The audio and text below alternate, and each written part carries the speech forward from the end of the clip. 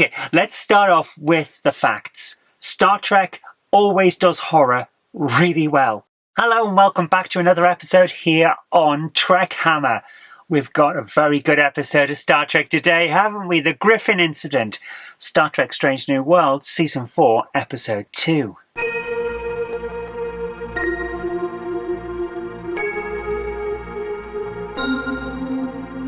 Star Trek is great at horror, and this is a horror episode, so I went into it expecting good things. I was not disappointed.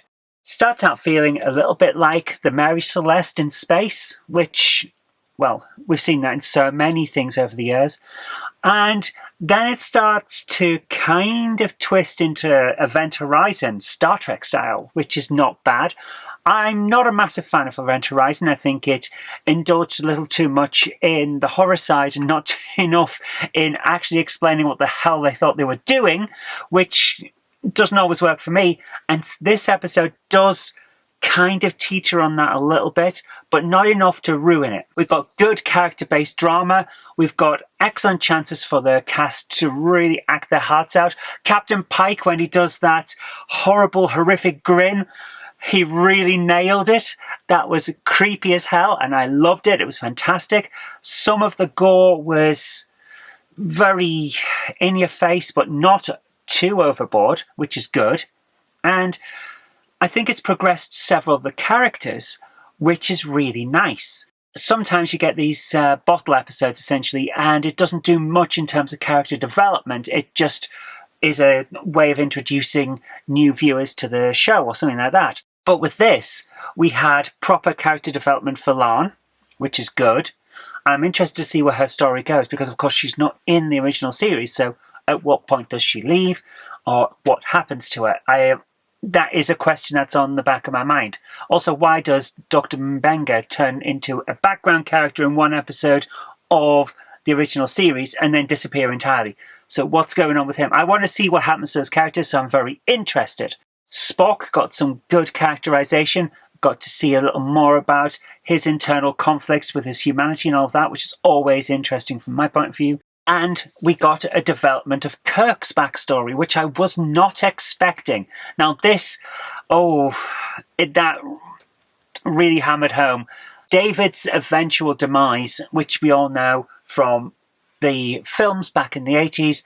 Khan! Do you have to do that every time I meet you?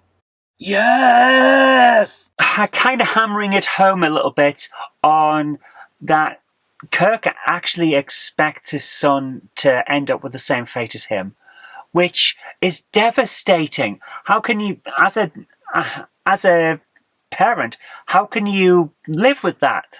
Expecting that your kid's going to go out the same way that you are.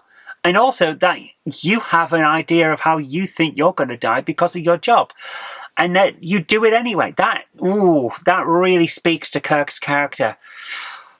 The internal struggles that these guys have, they put themselves through the ringer every single week. It's very interesting. So that was great.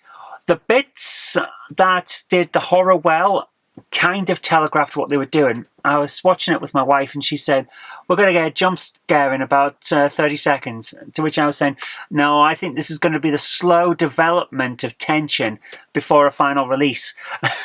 So as horror aficionados as we are, we kind of saw the tropes coming, but it didn't stop us enjoying the episode. It was very well acted, very well written, creepy as hell, very well shot as well. There were some great uses of darkness from transitioning across a bulkhead to cut into another scene, or in some cases using the torches, the light shining on that to turn it from instead of fade to black, a fade to white, and into the next scene, things like that.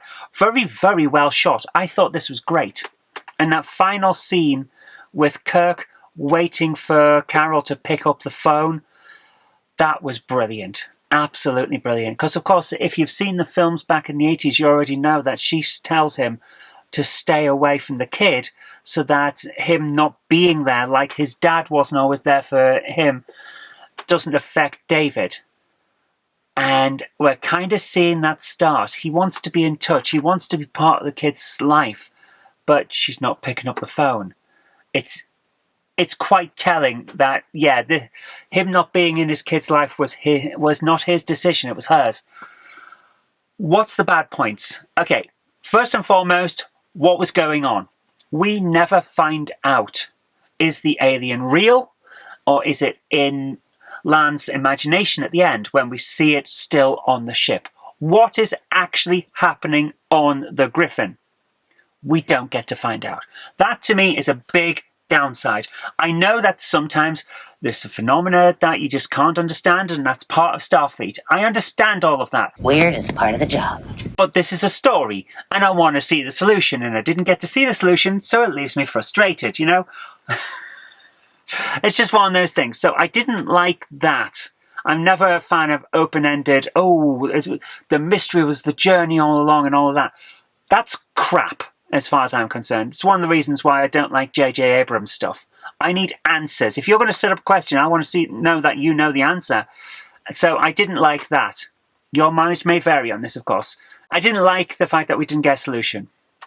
I didn't like the fact that it was so obvious what was going to happen in terms of the horror tropes that we were following.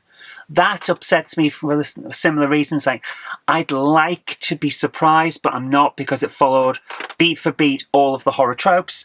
So it can't get as good a rating from me as last week's episode did, but it's still an excellent episode. So I'm going to give it a warp factor of 8.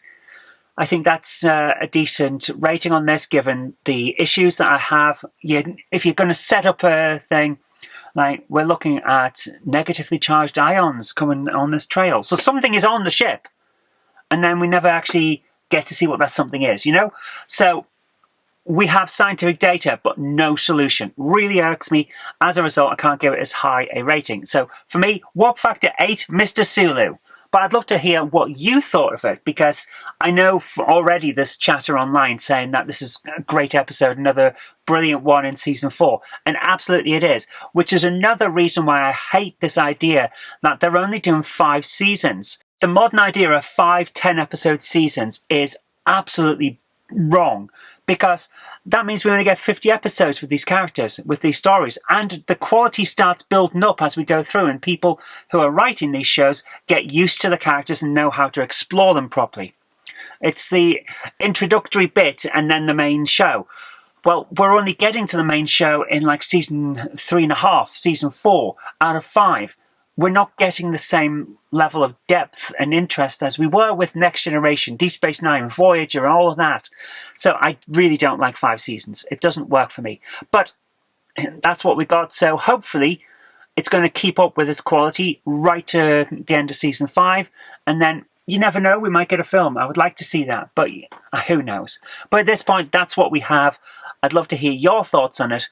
But until next time, I've been Zoe Kirk-Robinson. You've been watching TrekHammer. Take care, live long and prosper. I'll see you next time.